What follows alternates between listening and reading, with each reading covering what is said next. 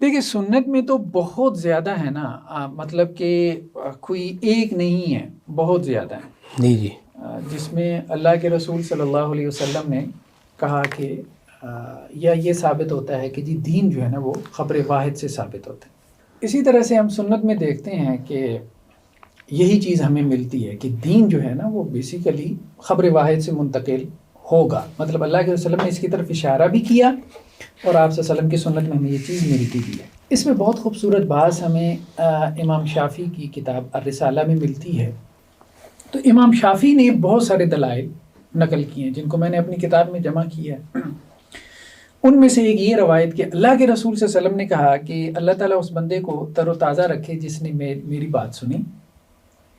اس کو یاد کیا اور پھر اس کو محفوظ رکھا اور پھر اس کو آگے پہنچا دیا۔ نصر اللہ عبدن، ایک بندے کی بات ہو رہی ہے نا، ٹھیک، اور اس نے اس بات کو محفوظ کر کے یاد رکھ کے آگے پہنچا دیا۔ امام شافعی یہ کہہ رہے ہیں اس حدیث سے، وہ یہ استدلال کریں، دیکھیں بات یہ ہے کہ اللہ کے رسول صلی اللہ علیہ وسلم سے جو بات آگے منتقل کی گئی ہے اس میں حلال بھی ہے، حرام بھی ہے، اور اسی طرح سے اس میں حدود بھی ہیں جو کہ قائم کی جاتی ہیں۔ تو گویا ایک آدمی کی خبر سے حد بھی ثابت ہوتی ہے، حلال بھی ثابت ہوتا ہے، حرام بھی ثابت ہوتا ہے، یہ مال اس کے لیے جائز ہے یہ بھی ثابت ہوتا ہے، یہ مال اس کے لیے لینا جائز نہیں یہ بھی ثابت ہوتا ہے۔ یہ امام شافعی کی جو ہے وہ الفاظ ہیں۔ ایک اور دلیل جو امام شافعی نے نقل کی ہے حضرت ام سلمہ رضی اللہ عنہا کے حوالے سے کہ ایک خاتون ان کے پاس آئی اور اس نے ذکر کیا کہ جی روزے کی حالت میں بیوی کا بوسہ لینا جو ہے وہ کیسا ہے۔ تو حضرت ام سلمہ نے کہا کہ اللہ کے رسول صلی اللہ علیہ وسلم جو ہے وہ اپنی ازواج کا روزے کی حالت میں بوسہ لے لیتے ہیں۔ تو لیکن اس نے پھر بھی کہا کہ آپ اللہ کے رسول صلی اللہ علیہ وسلم سے پوچھ کے بتائیں۔ تو حضرت ام سلمہ نے کہا میں پوچھ کے بتاؤں گی۔ تو حضرت ام سلمہ نے جو ہے وہ پوچھ کے بتایا اللہ کے رسول صلی اللہ علیہ وسلم سے۔ تو اللہ کے رسول نے کہا ہاں آپ کو نہیں پتہ میں بھی بوسہ لے لیتا ہوں، مطلب یہ جائز ہے روزے کی حالت میں بیوی کا بوسہ لینا۔ تو حضرت ام سلمہ نے اس خاتون کو بتا دیا اور ان خاتون نے جا کے اپنے شوہر کو بتا دیا۔ تو ان کے شوہر نے جو ہے وہ یہ بات کہی کہ اللہ کے رسول صلی اللہ علیہ وسلم جیسا تو کوئی متقی آدمی ہے کوئی نہیں، آپ صلی اللہ علیہ وسلم کو تو کیا ضرورت ہے۔ تو لیکن یہ ہے کہ اللہ کے رسول کو جب یہ بات پہنچی کہ اس بندے نے یہ بات کہی ہے کہ اللہ کے رسول صلی اللہ علیہ وسلم تو متقی ہیں،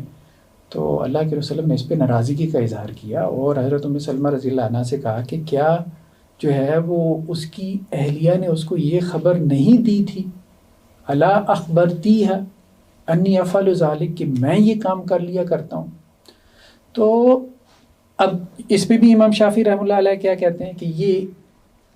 اللہ کے رسول صلی اللہ علیہ وسلم کی طرف سے یہ خبر واحد تھی جو کہ اس خاتون کے شوہر کو پہنچ رہی تھی اور دو واسطوں سے پہنچ رہی تھی۔ حضرت ام سلمہ کا واسطہ تھا درمیان میں،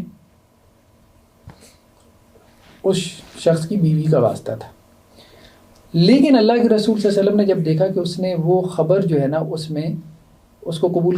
کرنے میں متردد تھا، ہیزیٹیشن کا اظہار کیا، تو اللہ کے رسول نے اس پہ ناراضگی کا اظہار کیا۔ تو اس سے لگتا ہے کہ اللہ کے رسول نے کہا بھائی درمیان میں واسطے جتنے بھی ہوں، جب میرے پاس سے خبر تم کو پہنچ جائے ایسے شخص کی طرف سے جو اہل صدق میں سے ہو، تو تمہارے لیے اس خبر کو قبول کرنا کیا ہے؟ واجب ہے۔ اسی طرح امام شافعی نے یہ جو ہے کہ چاہے وہ اگر اہل صدق سے خبر مل جائے تو تمہارے لیے ماننا واجب ہے، یہ اللہ کے نبی صلی اللہ علیہ وسلم فرمایا کہ یہ امام شافعی رحمۃ اللہ بتا رہے ہیں، اس سے نتیجہ نکال رہے ہیں۔ امام شافعی یہ نتیجہ نکال رہے ہیں کہ اللہ کے رسول صلی اللہ علیہ وسلم کا جو انداز ہے نا وہ یہ ہمیں بتاتا ہے۔ اچھا ٹھیک، وہ انداز یہ بتاتا ہے، اللہ کے رسول نے تو ظاہری بات ہے یہ اصطلاحات استعمال نہیں نہ کی۔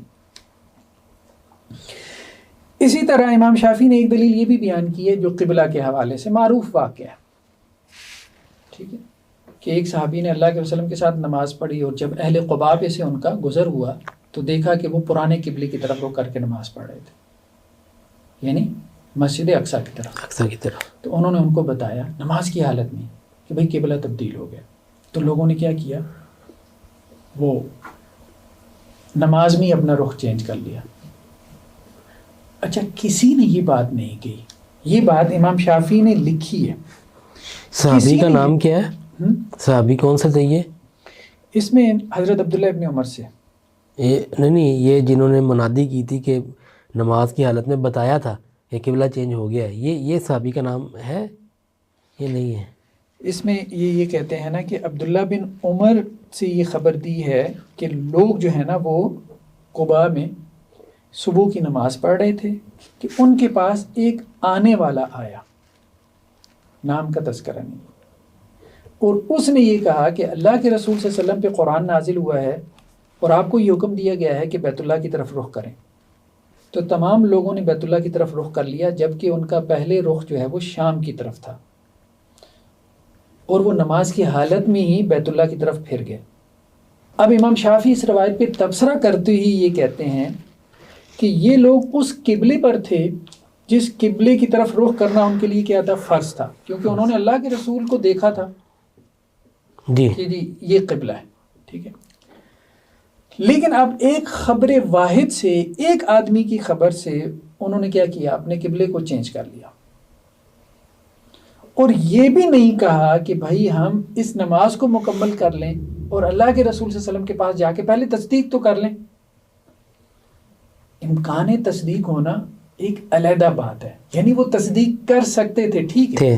لیکن ہوا ایسا نہیں ہے، عملاً ایسا نہیں ہوا، انہوں نے چینج کر لیا انہوں نے نماز میں چینج کر لیا، نماز میں چینج کر لیا، عملاً ایسا نہیں ہوا۔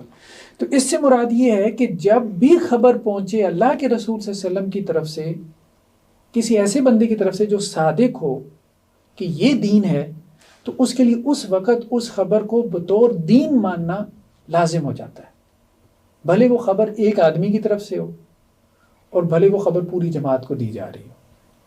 مطلب اس واقعے سے یہ سب بات جو ہے وہ اسٹیبلش ہو رہی ہے۔ اسی طرح سے ایک اور روایت جو ہے وہ انہوں نے بیان کی حضرت انس بن مالک سے رضی اللہ عنہ، یہ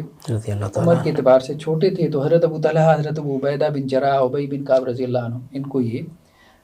کچی پکی کھجوروں کی نبیذ یعنی شراب پلاتے تھے۔ تو پھر ایک آنے والا آیا، اس نے کہا کہ جی شراب حرام کر دی گئی، تو حضرت ابو طلحہ نے حضرت انس سے کہا کہ یہ جو مٹکا ہے آپ اس کو توڑ دیں۔ تو انہوں نے وہ موصل اٹھایا، ڈنڈا جو ہے سوٹا، اور مٹکے کو مارا اور وہ ساری ضائع کر دی۔ تو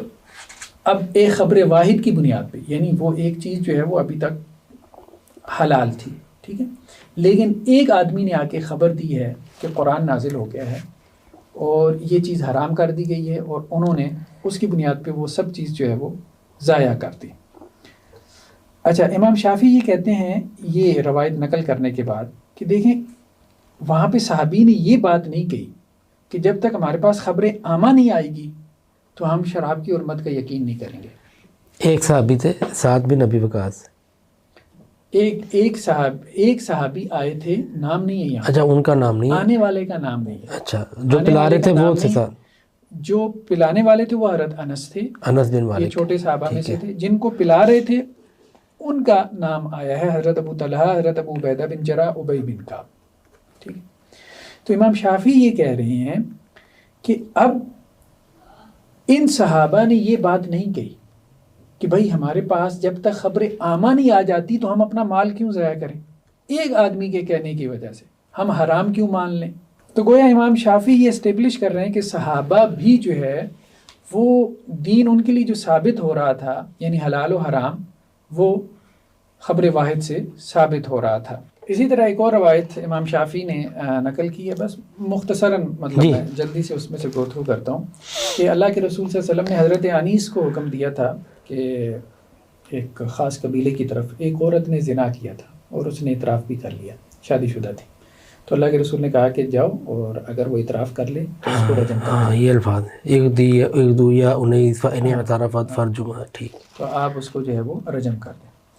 تو اب یہ ہے کہ امام شافعی یہ کہہ رہے ہیں کہ ایک آدمی سے وہ حد بھی ثابت ہو رہی ہے، یعنی اس کی جان جو ہے،